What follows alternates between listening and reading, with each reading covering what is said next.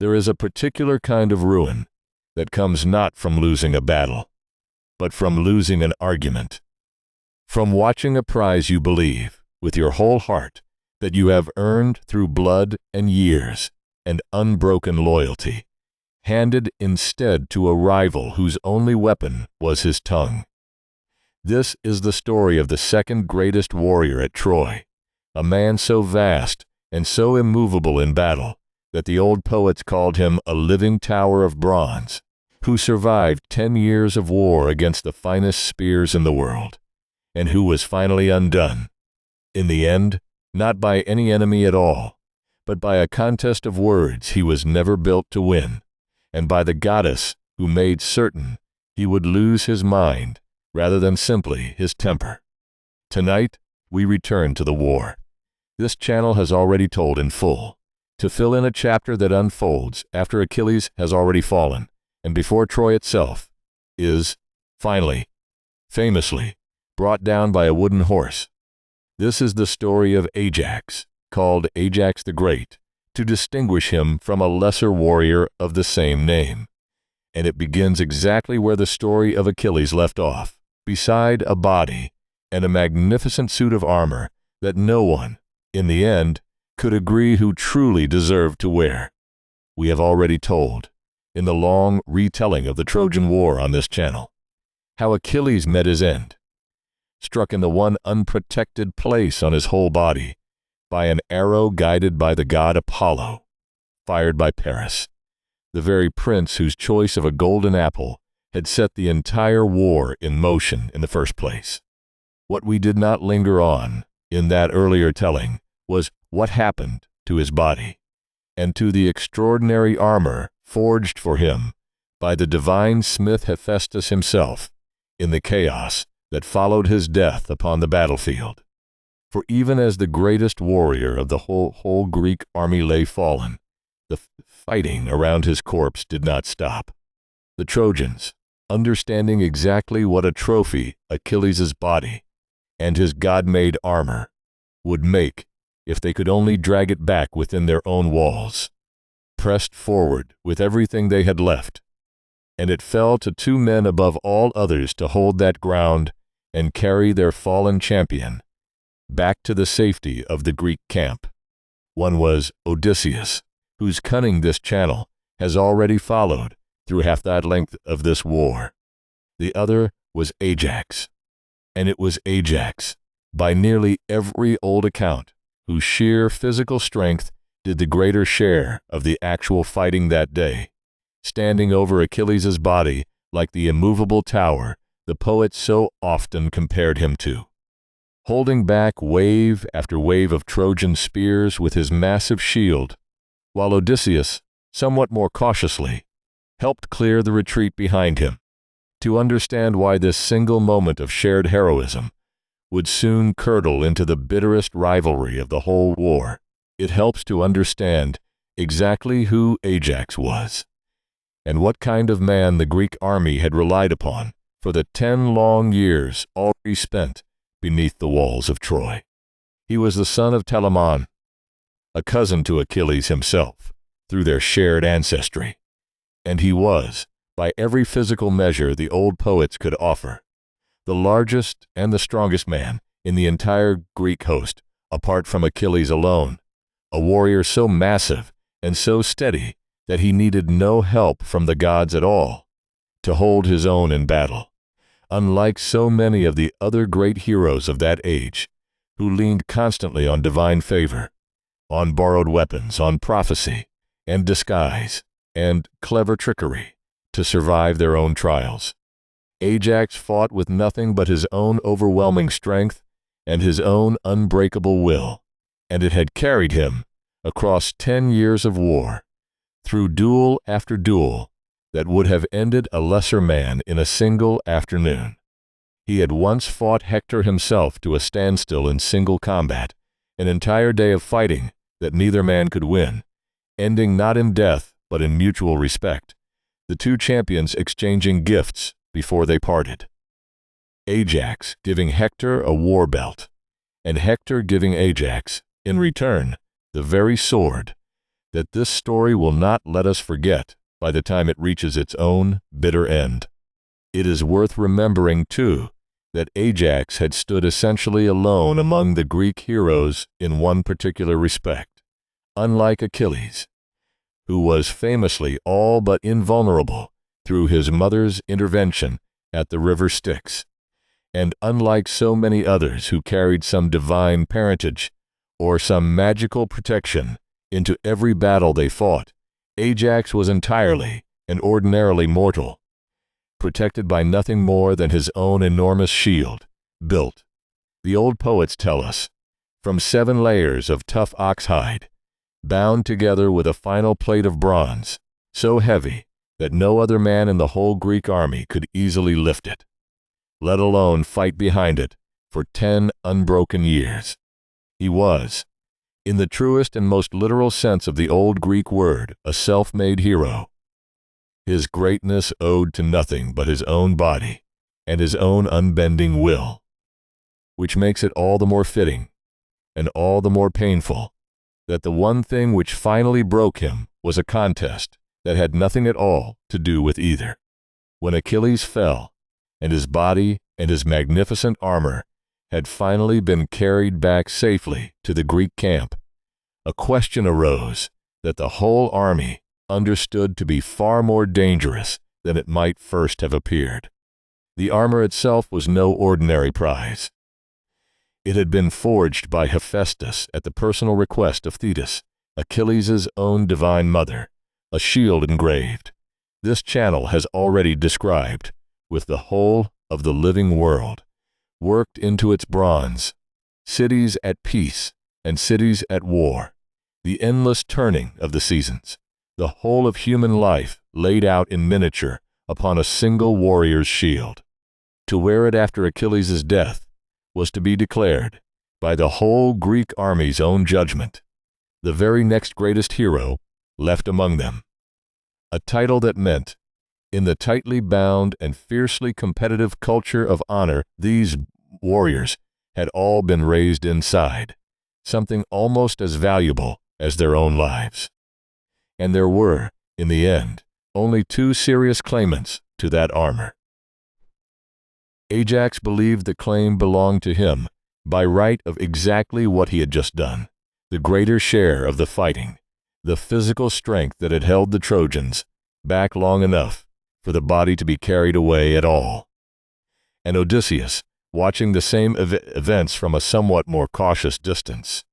believed the claim belonged instead to cunning and to counsel, to the kind of intelligence that had guided the Greek army through 10 years of strategy, and would, though no one yet knew it, be the very thing that finally brought Troy's walls down at all. It is worth pausing here, before the contest itself, to notice how precisely this dispute mirrors a tension this channel has already circled more than once across the whole of the Trojan War. The old and unresolved argument between strength and cleverness, between the hero who wins through raw and unbending force, and the hero who wins through patience and guile. We have already watched Odysseus's cunning solve problems that Achilles' own overwhelming fury never could, and we are about to watch, in this particular chapter, exactly what happens to the warrior, who represents the other half of that old argument, when the contest finally comes down not to strength at all, but to something Ajax had never needed to master in 10 years of straightforward and honorable fighting: the art of persuading a room full of judges, with nothing but well-chosen words. The Greek leaders, uncertain how to settle so dangerous and so consequential a dispute, put the matter to a formal judgment, and here the old tellings differ slightly on exactly who sat as judge. Some say the assembled Greek kings themselves. Some say a panel of captured Trojan prisoners, believed to offer a more impartial verdict,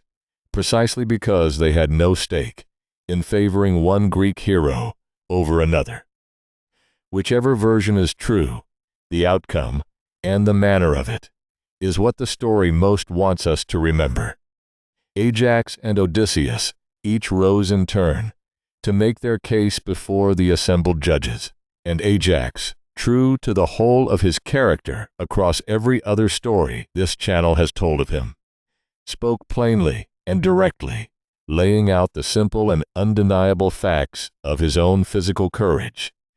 The years of unwavering service, the body he had personally shielded from the Trojan spears, the sheer weight of what his own two hands had actually accomplished on the battlefield across a full decade of war. He did not flatter the judges. He did not soften his case with clever turns of phrase. He simply told the plain truth about what he had done, trusting, as a man of his straightforward temperament naturally would, that the plain truth would be enough on its own to settle the matter fairly. Odysseus, when his own turn came, offered something entirely different and entirely more dangerous to a straightforward man's chances. He did not deny Ajax's physical courage, which would have been an obviously foolish and unconvincing thing to attempt in front of judges who had watched the fighting themselves. Instead, he reframed the entire question, arguing with a fluency and a persuasive skill that Ajax simply could not match. That strength alone, however admirable, was never what had actually won this long and grinding war. It was strategy. It was patience. It was the countless counsels and midnight schemes that had held the Greek army together through 10 years of stalemate. The kind of contribution that left no single dramatic memory on any one battlefield, but had, cumulatively, done more to advance the whole war's cause than any single hero's individual feats of arms. He reminded the judges of his own night raids, his own careful diplomacy, his own role in nearly every turning point of the war this channel has already described, and he delivered every single point of this argument with a rhetorical polish that Ajax, honest and direct to a fault, had simply never trained himself to develop, because he had never once, across 10 years of war, needed to talk his way into anything. His spear had always spoken for him instead. When the votes were finally counted, the armor of Achilles was awarded to Odysseus. And here the story pauses, deliberately, on the particular shape of the injustice this decision represented, because it is not a simple or a clean injustice at all. Odysseus's contributions to the war were entirely real, and his case, by every honest measure, was genuinely well argued. This was not corruption, or bribery, or any obvious manipulation of the judges. It was simply a contest that favored, by its very nature, the kind of skill Odysseus possessed and Ajax did not, and it left the single most powerful warrior in the whole Greek army. Apart from the man who had just died, utterly and publicly humiliated by a rival he could have crushed in a heartbeat with his bare hands, defeated instead by nothing more than words he had never learned and never much respected the careful art of. For a man of Ajax's temperament, this defeat was not merely disappointing. It was a wound to the very core of his own understanding of who he was and what his whole life of unbroken, unglamorous courage had actually been worth in the eyes of the very army he had bled for across 10 unbroken years. He had given everything to this war through the one currency he knew how to offer: raw, honest,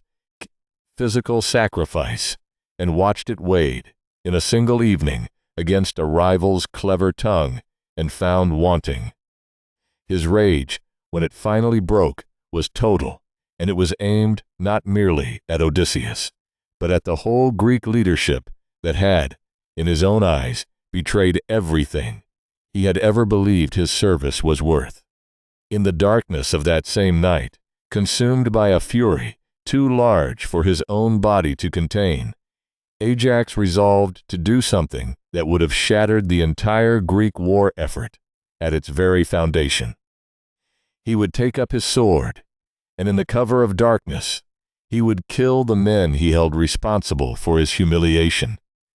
Agamemnon, Menelaus, Odysseus himself, the whole council of leaders whose judgment had cost him everything he believed he had rightfully earned. But the goddess Athena, who had favored Odysseus's cause in the contest, and who understood exactly what catastrophe Ajax's planned revenge would bring down upon the whole Greek army if it were allowed to succeed, intervened before he could carry it out. And her intervention took a form crueler, in its own way, than simply stopping him outright. She struck Ajax with a sudden and total madness, clouding his vision and his judgment so completely that when he crept out that night toward the tents of the men he intended to kill, he did not see Agamemnon or Menelaus or Odysseus at all. He saw, instead, in the confused and moonlit chaos of his own ruined perception, the very flocks of sheep and cattle that the army kept penned nearby for its own provisions, and believing them, in his madness, to be his hated rivals themselves, he fell upon them with the same terrible strength that had once held back the Trojan army single-handedly, slaughtering and torturing the confused and bleeding animals through the whole of that long and horrifying night, believing, with every single blow, that he was finally exacting the revenge his humiliation demanded. Consider for a moment the particular cruelty Athena chose here, because it is worth setting beside every other divine punishment we have followed on this channel. She did not simply kill Ajax, which might, in its own bleak way, have spared him the worse fate that was actually coming. She did not merely stop his hand, which would have left his fury and his humiliation both fully intact and conscious. She allowed him to act on his rage completely, to feel, in the moment, the full and terrible satisfaction of finally striking down the men who had wronged him, and reserved for him, instead, the crueler revelation that would only come afterward, when the madness finally lifted, and he understood exactly what he had actually done with his own two hands. Dawn came, and with it, slowly and unbearably, Ajax's own sanity returned to him, and he found himself standing in the wreckage of a slaughtered flock, drenched in the blood of animals he had spent the whole night believing were his human enemies, and the full and total horror of what had actually happened broke over him all at once. He had not taken his revenge on the men who had humiliated him. He had butchered a herd of harmless and terrified livestock, believing them, in his madness, to be Agamemnon and Odysseus and the other Greek leaders, a delusion so complete, and now so utterly and publicly exposed, that it accomplished something even the contest for Achilles' armor had not quite managed. It did not merely defeat him.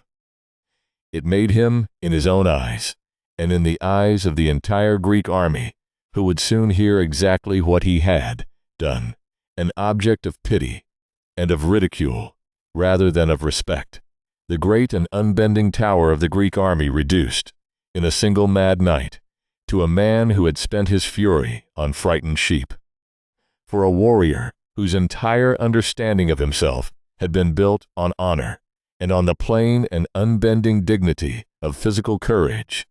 honestly earned, this second and far crueler humiliation was more than he could bear to go on living with. Shame, in the world Ajax had been raised inside, was not a feeling a man of his stature was expected to simply endure and outlive. It was a debt that had to be answered, absolutely and completely, and there was only one payment Ajax's own fierce and unbending code of honor would allow him to consider. He resolved to take his own life, and he did so with a particular and deliberate care that the old poets clearly meant us to notice. For he did not simply fall upon whatever blade happened to be nearest to hand in his despair. He planted, upright in the earth, the very sword that Hector had given him as a gift of mutual respect after their long duel had ended in an honorable draw. The same sword this story asked you, earlier, not to forget, and he fell upon it deliberately, ending his own life on the one weapon in his possession that still carried, even now, the memory of an honor he had once earned honestly, on an open battlefield, against an enemy who had respected him. Before that final act, by some of the fuller old tellings, Ajax had already spoken to his household with a strange and terrible calm that his own family found more frightening than his earlier rage had ever been. The quiet, settled voice of a man who has already finished deciding something and is only waiting now for the right and private moment to carry it out. He asked to be left alone, saying he wished to purify himself and to bury the sword in a private place away from the camp, offering an explanation gentle enough that no one around him fully understood until it was already too late. Exactly what kind of burial he actually intended. It is a small and human detail, easy to pass over in the larger sweep of the tragedy, but it is worth sitting with for a moment, that even in the last hours of his life, Ajax's own instinct was still to protect the people who loved him from watching what he had already resolved to do, so choosing solitude for his final act in the same way he had, once, without hesitation, chosen to stand alone and unsupported over Achilles' fallen body against an entire army. His wife, Tecmessa, a Trojan woman he had taken as a captive during the war, and had come, across their years together, to love genuinely, and to be loved by in return, found him there, and her grief, and the grief of the young son they shared together, Odysseus, forms one of the most quietly devastating passages in the whole of this story. A family left behind by a man whose fierce and unbending code of honor had, in the end, cost them everything, exactly as it had once, in a very different way, made him the warrior worth loving in the first place. And there followed, after his death, one final and telling dispute, for even Ajax's own burial became a battleground, fought over honor and grievance. Agamemnon, still bitterly resentful of the murderous rage Ajax had intended for him, argued that a man who had planned to murder his own commanders in the night deserved no proper funeral rites at all, that his body should simply be left exposed and dishonored, exactly as an enemy's body might be treated rather than a fallen Greek hero's. And it was Odysseus, of all people, the very rival, whose eloquence had set this entire tragedy in motion in the first place, and argued with the same persuasive skill that had won him Achilles' armor that Ajax deserved a proper and honorable burial, regardless of the madness that had briefly consumed him at the very end of his life. He had been, Odysseus reminded the assembled Greeks, the single greatest warrior left in their entire army after Achilles' own death, a man who had held the line when it mattered most, whose service across 10 unbroken years of war could not simply be erased by a single night of divinely inflicted madness that was never, in any honest accounting, truly his own fault to begin with. It is worth sitting with the particular grace of this moment, because it complicates, in exactly the way these old stories so often complicate their own apparent lessons, whatever simple judgment we might otherwise be tempted to pass on Odysseus for winning the contest that started this whole tragedy in motion. The man whose clever tongue had cost Ajax everything was also, in the end, the only man among the assembled Greeks with the generosity to argue for his fallen rival's dignity once the contest and the rage and the shame had all, finally, burned themselves out. Agamemnon, still resentful, eventually relented under the weight of Odysseus's argument, and Ajax was given the proper funeral rites his own family and his own decade of service had always deserved. There is a quieter and more uncomfortable question worth sitting with before we let this long and bitter story finally close, and it concerns exactly where the true blame for Ajax's downfall actually belongs. It would be easy, and it would not be entirely wrong, to place that blame on Athena, whose intervention turned an ordinary and survivable humiliation into an unbearable and fatal one. But the goddess did not create Ajax's rage, or his shame, or the rigid and unbending code of honor that made a single lost contest feel, to him, like a wound no ordinary man could simply live with and move past. She only removed, for one terrible night, his ability to aim that rage at the men who had actually wronged him, redirecting it instead toward creatures who had done nothing at all to deserve it. The deeper tragedy, the story seems to insist, if we sit with it honestly, was already fully formed inside Ajax himself. Long before any goddess ever touched his mind, a warrior so completely defined by physical courage and by honor won through the body alone, that he had never developed any other language for defeat, any other way of surviving a loss that could not be answered with a spear or a sword. Odysseus, humiliated in some other contest on some other day, might well have talked his own way back into everyone's good graces within a season.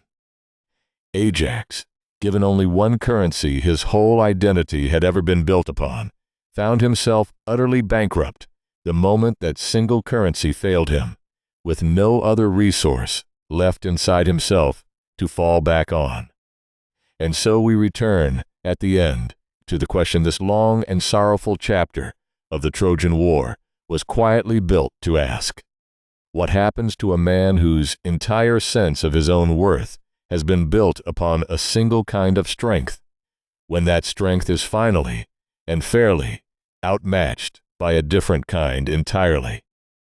Ajax was never a lesser hero than Odysseus. His courage was real. His decade of service was real, and his claim to Achilles' armor was, by any honest measure, at least as reasonable as his rivals. But he had spent his whole life mastering only one language for proving his own worth to the world around him. And when that single language finally failed to win him the one prize he wanted most, he discovered, too late and too completely, that he had never built himself a second one to fall back on. Rest now. Let the old battlefield outside Troy fall quiet. At last, the slaughtered flock, long since gathered and mourned in its own small way, and let Hector's sword, planted once in grief and in shame,